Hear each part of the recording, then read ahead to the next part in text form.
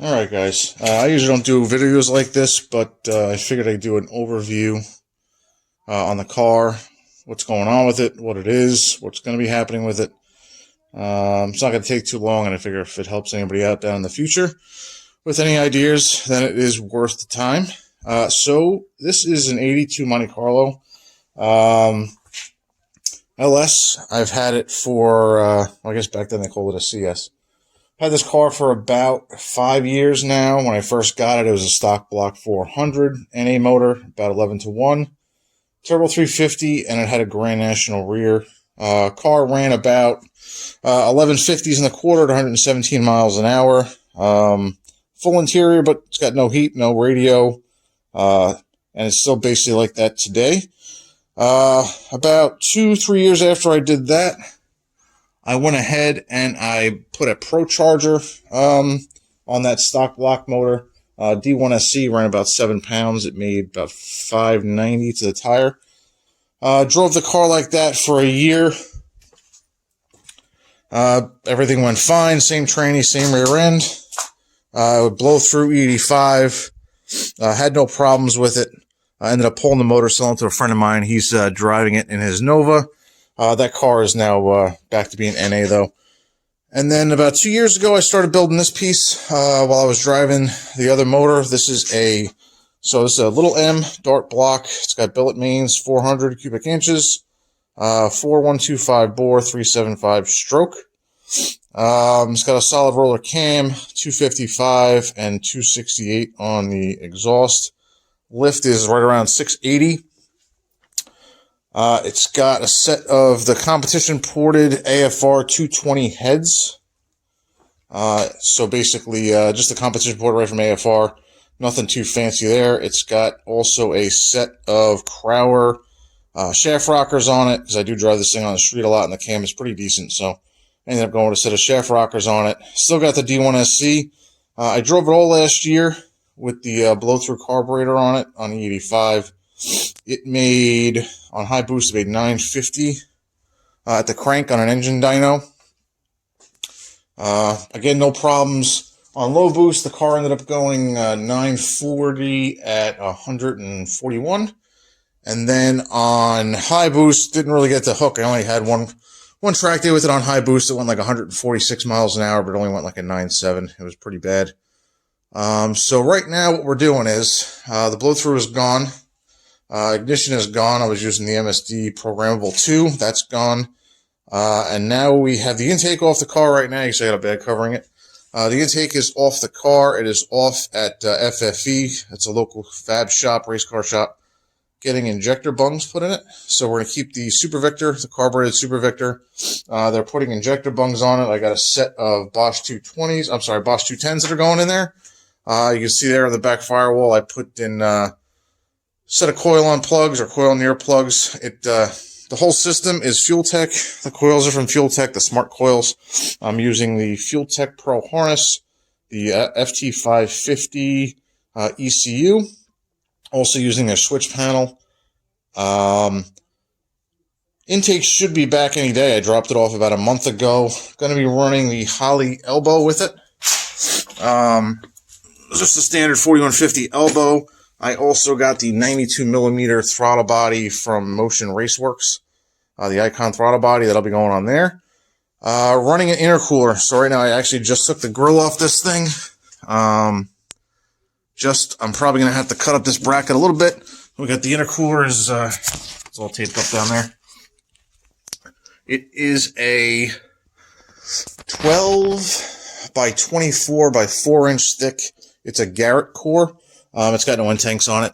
My cousin's going to come over here and he's going to take care of fabbing some end tanks on it. I get some intercooler piping on this thing because I was running it non-intercooled blow-through before. Probably going to reclock the blower as well. This is how it was set up to come with the kit. We're probably going to reclock the outlet somewhere over here, running the intercooler piping down under there into the intercooler and then back up around into the motor.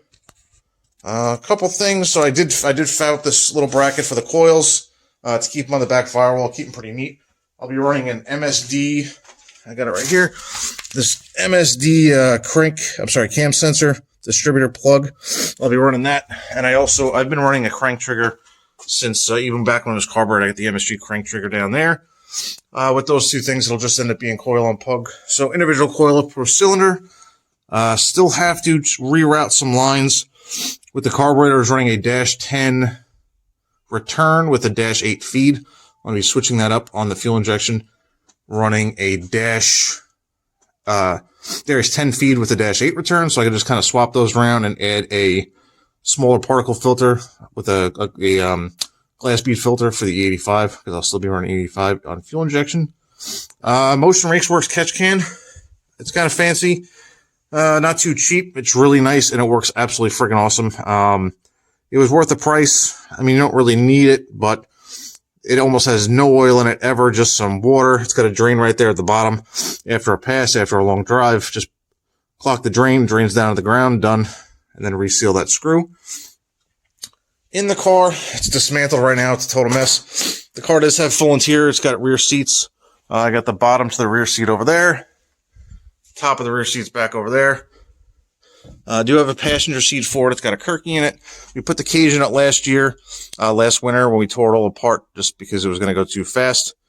Firewall block-off plate I just ended up making. I was going to buy one, but it was cheaper and easier just to get a sheet of, I believe that is aluminum.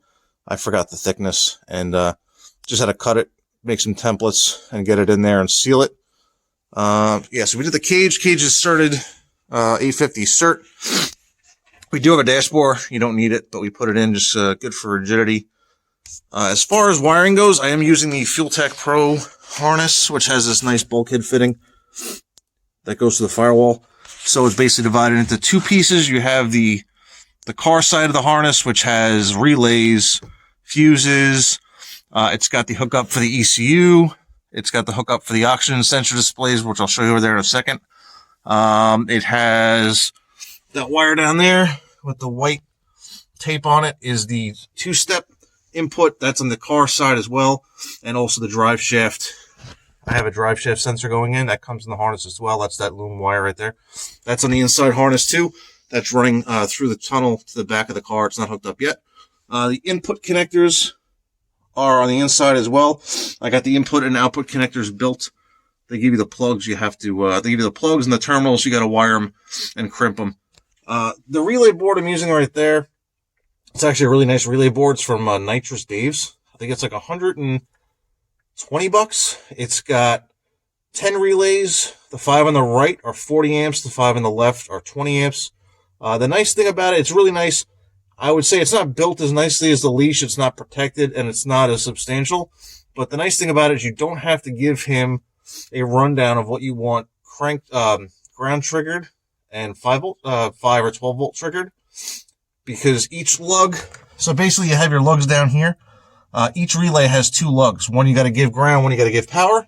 It goes through a fuse, and then it goes through the relay, and then you have the main power lugs coming out. But like I said, the nice thing is down the road, if you decide to change how you're triggering something, ground or power, you don't have to do anything. You just swap the spade terminals here on the lugs. When they're activated, they light up to show you that it's working. When the fuse is in and the actual circuit's running, there's another light on the other side of the relay that lights up, so that's nice. It has a main power lug here. Like I said, you get your power and grounds up for your switches down here, and everything goes out the other side, nice and easy. And all the relays are actually replaceable. You just pop them right out, pop them right in. I'm using some terminal strips for 12 volt, 5 volt reference, signal ground reference for the ECU. And then I have another terminal strip over here just for inputs. One side is going to go straight to the ECU, and the other side of the terminal strip is going to go out to the actual inputs of the car. Right now, the only inputs I'll really be running that are outside not included in the harness, so external inputs, are I'm running a flex fuel sensor, and I'm also going to have my fuel gauge go into the ECU as well. I have key on power there is the red terminal. The black terminal block is just for a ground. The way I have it set up now is this relay board, main power is going to be connected to battery, but all the switch powers are connected to a key on source from the car. That way the the signals aren't seeing power all the time, only when the key's on. And I have the main power for the for that relay board going through one of these. It's a 100 amp breaker.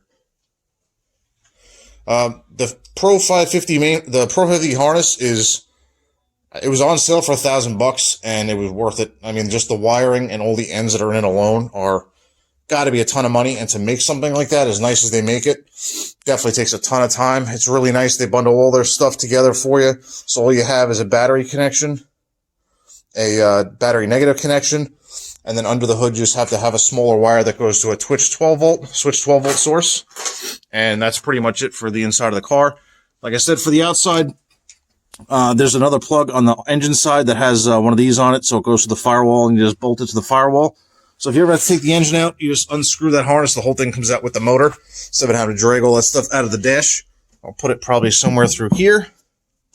The coil, when you buy the coils, if you want to do individual coils like this, you also have to buy a coil harness separately. The coil harness is going to plug into this output harness here. These gray outputs. It's going to plug into here. It has its own bulkhead fitting, only a lot smaller. That's about over an inch and a half or something. The bulkhead fitting for the coils is much smaller. It's like half an inch. That'll go here as well. And I think that also gets battery power itself. And then the rest of the plugs just go right to the coils.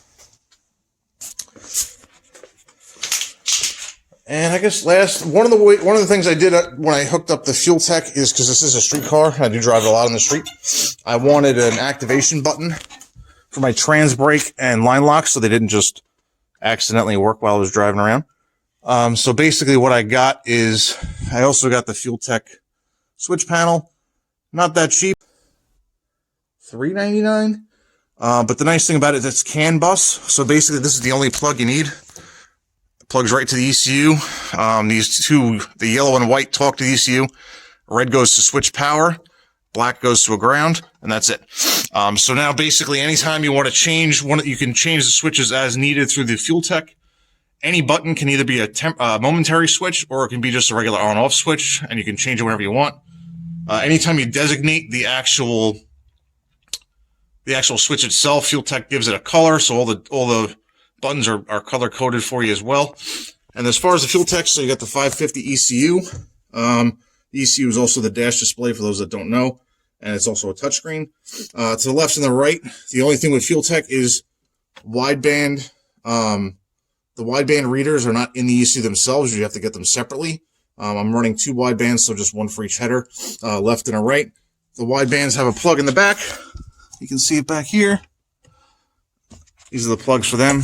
Everything's labeled wideband nano left and the wideband right. They plug right back into here. And then in the engine side harness is 2 plugs just for the actual oxygen sensors themselves that plug right into the headers, and that's it. Then they'll work. But as I said right now, the way I have it hooked up is because I don't want the trans brake and the line lock working whenever. I have it on a switch. So basically I have a switch that enables one of those relays, the relay there called Send It. That relay, when it gets power from this switch on the Fueltech, the other side gets power, and both those 2 power wires, you can see on that lug, there's 2 of them. One powers the line lock, and one powers the trans brake button. That way, the trans brake and the line lock won't work unless I activate that button. So I'll give a quick switch on so you can see what I got going on right now. It actually, all lights up and starts up and stuff a bit because I do have, like I said, the whole interior harness is basically done now. So key on, ECU will pop on, comes up. It lights up the switch panel as well, automatically. And then, as you can see here, so basically, let me get in. This is the button that activates that relay. So when you press the button, it's a switch, so it stays on when you turn it on. The color code is green and white. And as you see, when I press it, that relay activates. And then once that relay is on, now my line lock, you can probably hear that there. The line lock has power. And then also the trans brake. So I have the trans brake powering a separate lug, and the trans brake power actually goes through a relay. That way there's no flyback voltage coming from the 12 volt activation of that. From the trans brake back into the ECU. because the trans brake button is connected to that lug. And connected with the trans brake button is that shielded wire you see there. That is the two-step input for the ECU to let you know you're on the two-step. And if you wire that directly to the power side of your trans brake, when you let go of the trans brake button, you get a pretty big voltage spike as the trans brake releases. And if you have the power to the main power to the trans brake, if you have your two steps hooked up to that main power, that flyback voltage goes right to the ECU. So that's why I have the actual power to the trans brake solenoid on the tranny is through the relay. That way you don't get the flyback voltage into the ECU. And you can see here as you press the trans brake, the ECU lets you know that the two-step is activated. That little stripe comes up.